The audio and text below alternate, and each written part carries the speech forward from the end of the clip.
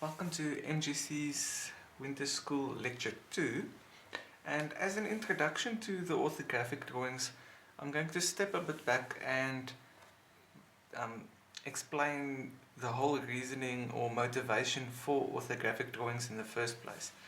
So to have various products available to us, we need to be able to manufacture them, and all components are made from detailed drawings. So a company that, for example, manufactures gears will need a detailed drawing of this gear, specifying the manufacturing process and the geometry of the gear to be able to manufacture it.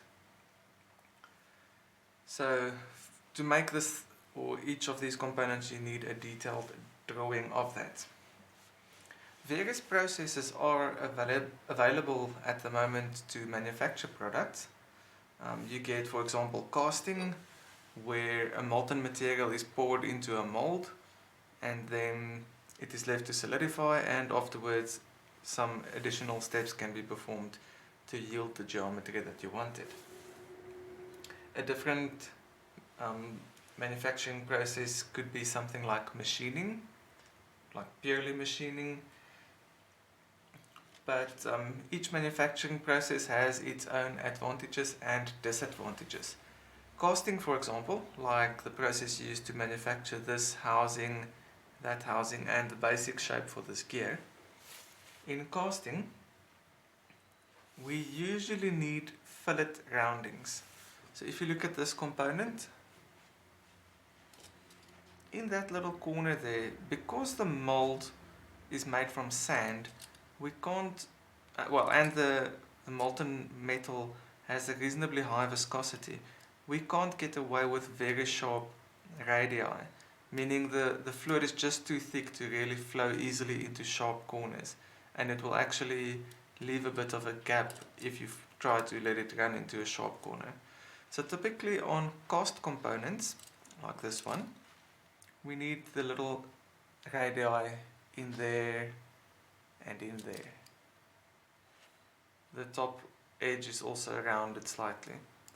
So depending on the manufacturing process, this component can actually require specific geometries to allow the manufacturing process to be done successfully. Now, where this thing needs to mount to some other machine, we need it to be very flat so that it can mount nice and flat. Cast surfaces are generally quite rough, so trying to mate two rough surfaces will mean you'll have a bunch of points to contact instead of a smooth, uniform surface to make contact with. So typically, components that are cast will require machining afterwards. This component, for example, at the top there, you'll notice a rounding. At the bottom, it's got a sharp corner. So this component is cast to get its basic shape.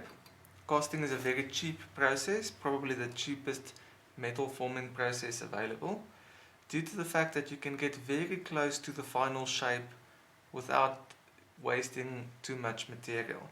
If you had to start with a solid block of metal and cut everything away to end with this, it will be a very expensive process. So with this casting process, you can get very close to the final shape from the start. But then to get it to the final shape, you need to remove the material in strategic locations to actually allow it to be exactly what you want it to be. A bearing is also an example of that. Each of these balls are manufactured individually, outside ring, inside ring individually, and then everything is put together. This is just another bearing housing. Again, this one was cast. You can notice the nice radii there and there. But where it needs to mate to a flat surface, it is machined flat afterwards.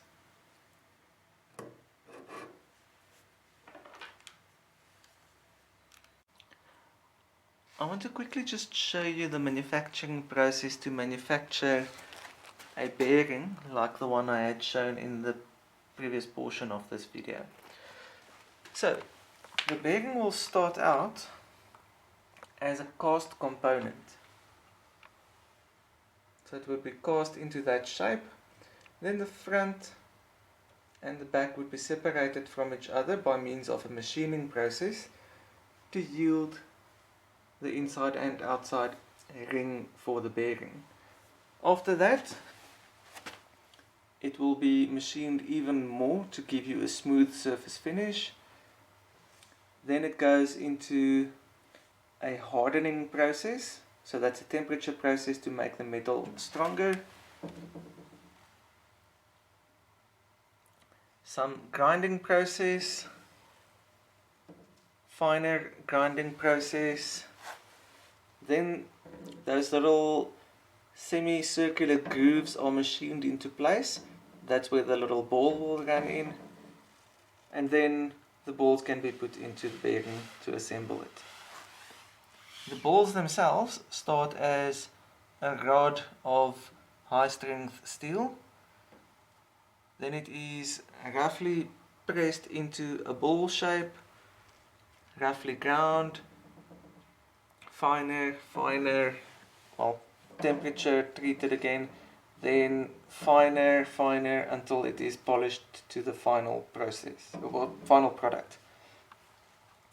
The cage in which the bearing balls are housed is a flat disc. A circular disc is cut, then it is bent, then it is bent more accurately into shape, final shape, and then the final bearing can be assembled with all the balls and the little metal casing to keep the balls in place. Let us now have a look at a typical component made by sand casting. So in front of us here we have a sand mold. This is normal sand processed to make a mold of. And inside here we have our sand cast component. This metal over here is aluminium.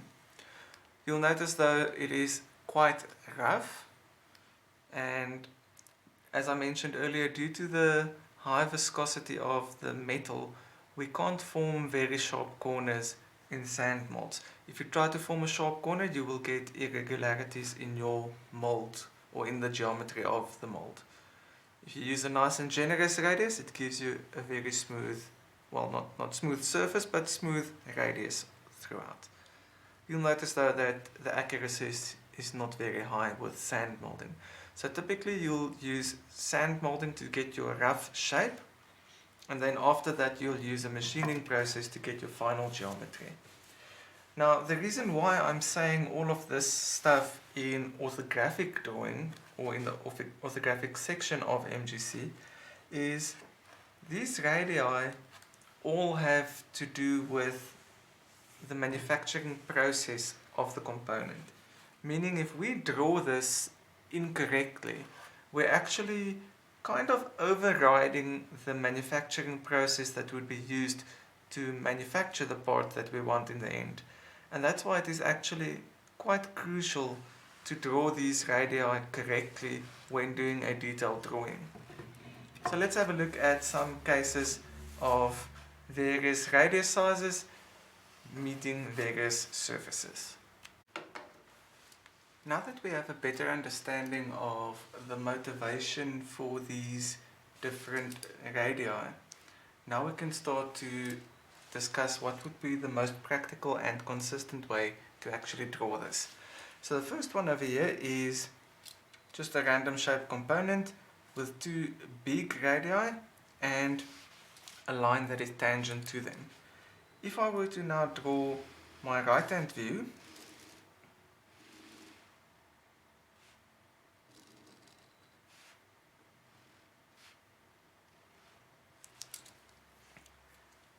now I need to decide how to actually sketch in this web of the component. What we can notice now is this point of contact with my big radius is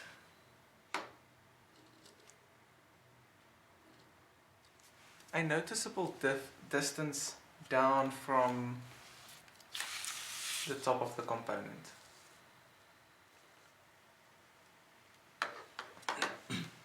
So I can notice a definite difference in height from where it makes contact to the top of the component. The same in this case. It's a visible drop between that top face and the point of contact. So then the convention is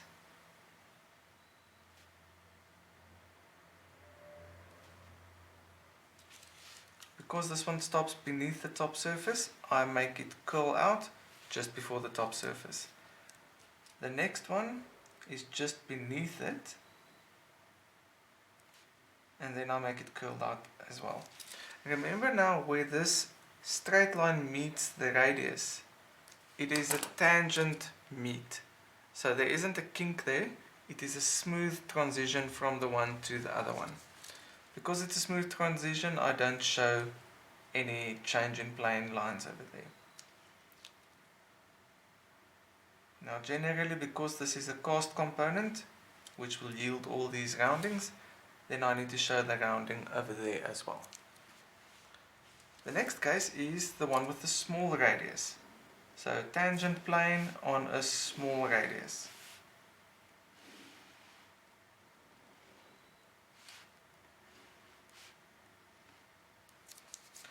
Now in this case, we can see that it is rounded there, but there is almost no perceivable difference in height from the top to the point of contact. Basically, my pen is not fine enough to be able to draw that difference. So then what we do is we draw it that it touches the top surface, but it curls just before it touches it.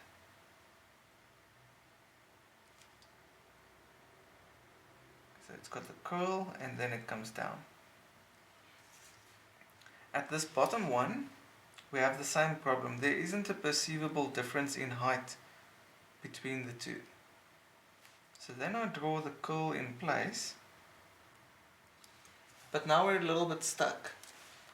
Technically we can't put a solid line straight through there all the way through, because that would show that there's a sharp change in plane, which is not the case over here. It is a transition from straight down the radius down this other straight face, but it is a somewhat smooth transition. Then the standardized way to show this is by means of a short thin line that doesn't touch the sides. I know technically in the component it won't look like that, but this is the way, like a schematic representation of what is happening over there. Then the third case could be if the tangent plane is not tangent anymore, it's just meeting onto this vertical face with a small radius.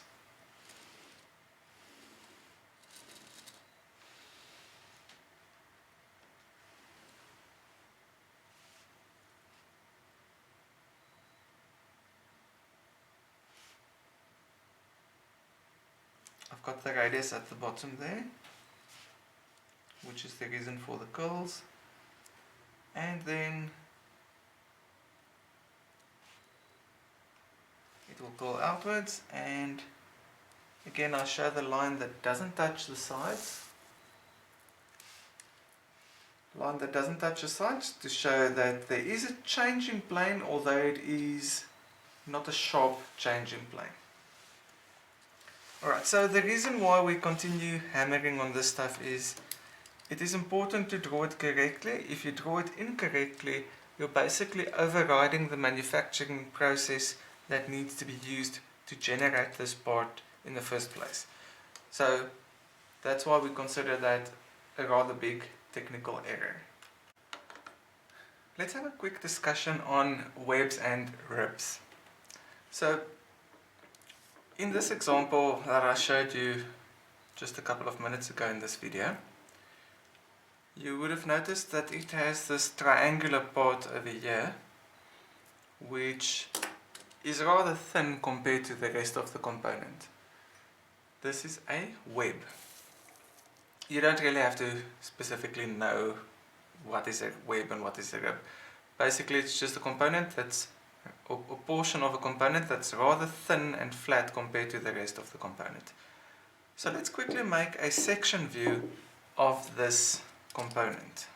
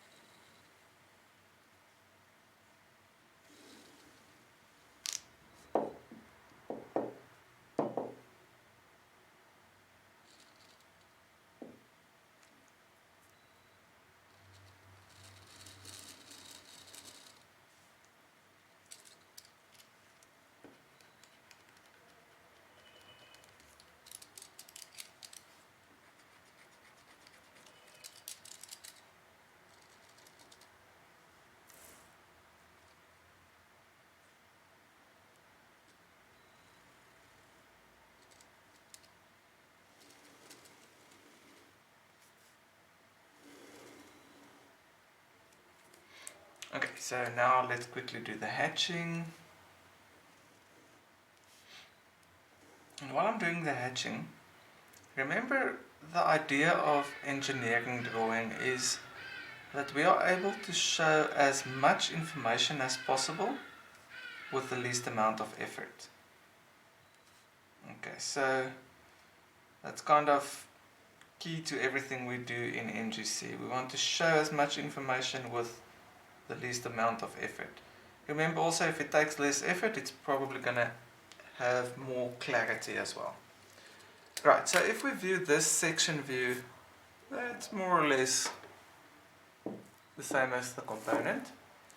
But if we now, because this part over here, that triangle, is relatively thin compared to the rest of the component, so it's thick over here, thin over here. In our section view that we did now, we can't distinguish between the thick and the thin. But if we now applied this principle of as much info as possible with the least amount of effort,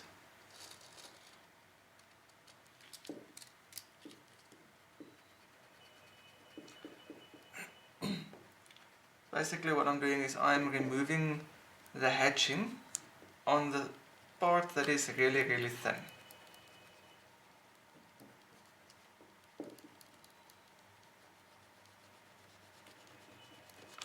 Right, so if I now remove the hatching on that thin part, in one view I have now shown that there's a change in thickness between this part over here, that part, and that part.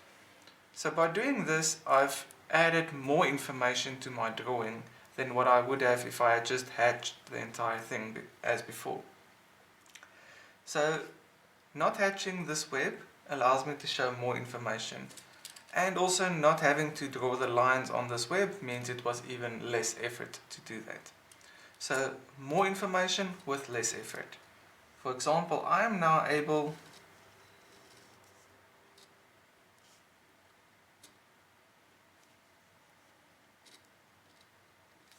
to give that dimension,